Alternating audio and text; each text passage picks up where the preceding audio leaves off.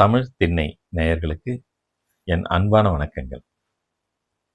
விட்டு தந்தா கட்டுப்பட மாட்டான்டா இந்த வெட்டுப்புலி அப்படின்னு சொல்லி சந்தானம் ஒரு படத்துல பேசுவார், கலகலப்பு படத்துல. இதனுடைய பின்னணி செய்தி தான் எனக்கு ரொம்ப இன்ட்ரெஸ்டாக இருந்தது.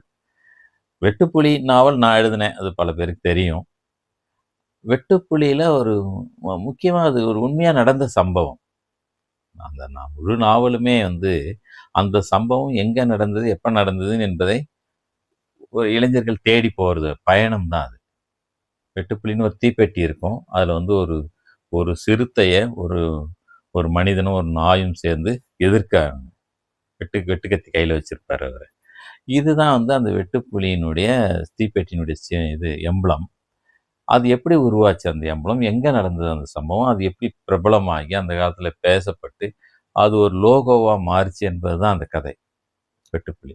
அது காலகட்டம் அப்போ ஒரு 20ஆம் நூற்றாண்டின் கதையாகவே அது முழுக்க மாறும். தேடி போகிறதுனால பல சினிமா செய்திகள், பல அரசியல் செய்திகள் எல்லாம் வரும்.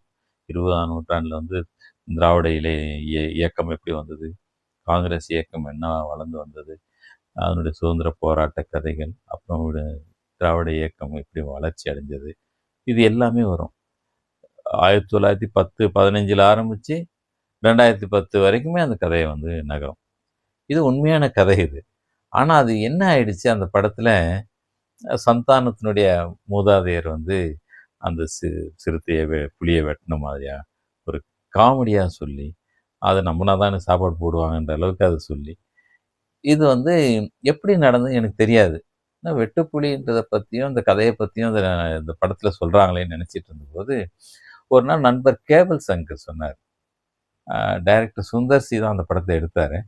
அந்த படம் எடுத்துட்டு இருக்கும்போது அந்த டிஸ்கஷனாக இருந்தேன் நான் அங்கே.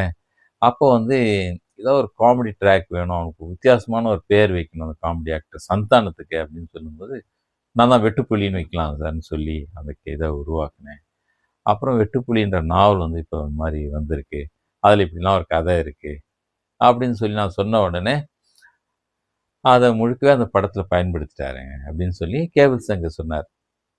ஆனால் உதாரணத்துக்கு அவரை பற்றி ஒரு புக்கே வந்திருக்கு, இதான் அந்த வெட்டுப்புலி நாவல் அப்படின்னு கூட காமிச்சிட்ருக்கலாம் சார். நீங்கள் காமிச்சிருந்தா இன்னும் கொஞ்சம் இதாக இருந்திருக்கும், அது ஒரு காமெடியாக மட்டும் யூஸ் பண்ணிட்டீங்களே நான் சொல்லி விட்டுட்டேன். அந்த நாவல் பேசின அந்த கதையை ஒரு நகைச்சுவைக்காக பயன்படுத்தியிருந்தாலும் அது வெட்டுப்புலி என்ற அந்த வார்த்தை அதில் கொஞ்சம் ஃபெமிலியர் ஆச்சுன்னு நான் சந்தோஷப்பட்டுக்கிட்டேன். அவ்வளோதான் எனக்கு கிடைச்ச பெருமிதம். அப்படி ஒரு நாவல் எழுதப்பட்டிருக்கு, எங்கள் குடும்ப கதையை ஒரு நாவலாக எழுதியிருக்காங்க அப்படின்னு சந்தானம் என் புத்தகத்தை காமிச்சிருந்தா நல்லா இருந்திருக்குமேன்னு கூட நினைப்பேன். அதுதான் அந்த வெட்டுப்புலியினுடைய ஒரு சின்ன பின்னணி. சுந்தர் சி டைரக்ட் பண்ணார். அந்த அந்த காமெடி ட்ராக் என்னுடைய நாவலோடு சம்மந்தப்பட்டிருக்கிறது எனக்கு பெருமையாக தான் இருக்குது. அதில் எனக்கு எந்த குறையும் இல்லை. நன்றி, வணக்கம்.